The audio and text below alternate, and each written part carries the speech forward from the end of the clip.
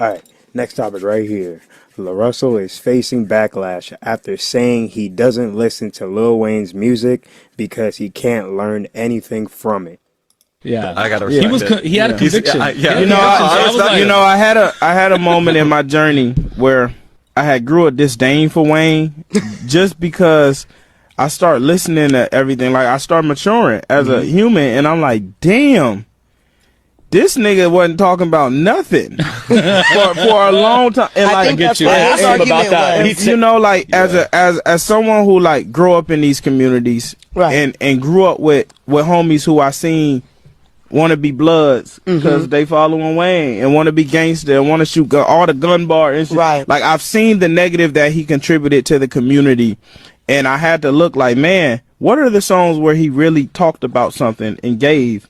And out of 1,000-song catalog, you know, it's minute on this end. It's like Georgia Bush. And Right. that do bother me. Man, Tie My Hands. That's One what of I the was greatest gonna say. records Tie My Hands right? is the only one I and can that, think and, of. and that's the thing. It's like, if I hug you once, but I slap the shit out you 1,000 times, you know, your affinity for me is going. You're probably gonna remember me for Right. this. And a lot of people don't. You know, as I mature, a lot of my old favorite artists, I'm now like, damn. yeah. Like, I love you because I learned how to rap to you, but when you look at the contribution, it's like, man. yeah, I gotta he respect was it. he had Right. So that's the video right there. Let me get you back up on the screen. All right. Okay. So I'll give my thoughts on it here. I'm gonna be real. Oh shit, let me turn my brightness up a little bit. Okay. All right, I'm gonna keep it all the way 100. Parts of me, I see what he's saying, but at the same time, this nigga, I kind of think this nigga is tripping because it's like, nigga, did you listen to the Carter 3? Did you listen to 500 Degrees, nigga? Like, you feel me? Like, I grew up on Wayne for real. So, like, a lot of his music was more turn party music, yeah, but his albums, he was a lot more serious in them.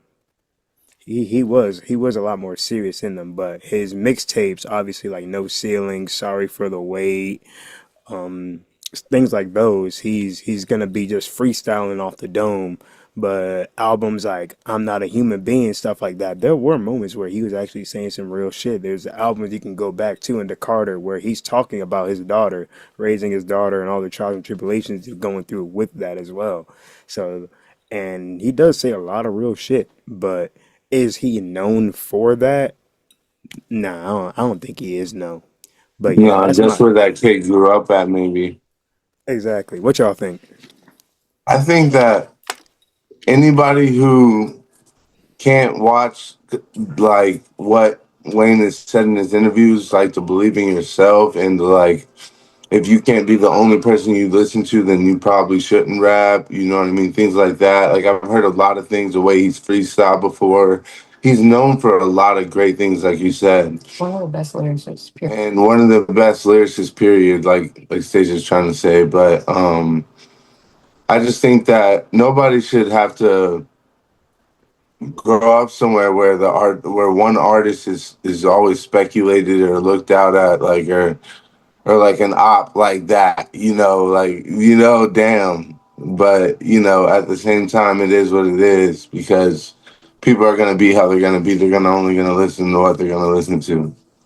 Listen, So I really don't know.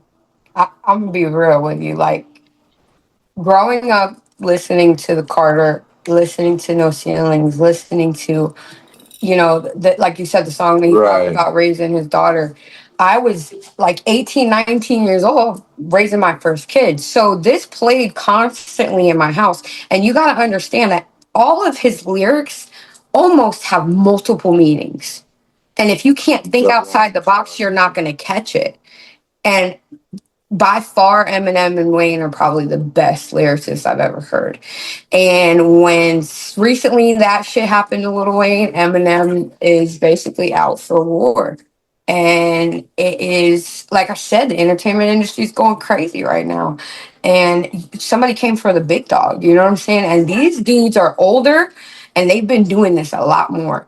And they've been doing the street shit a lot more. Whether we believe they're, clean of the streets or not, that's where they came from. It's very easy to snap back into your old self. I'm a mom of three, and I've never in my life thought about going back to any type of way I used to live. But at the end of the day, if somebody came from my family, I probably would go back to, what I know. And at the end of the day, that's just protecting what's yours.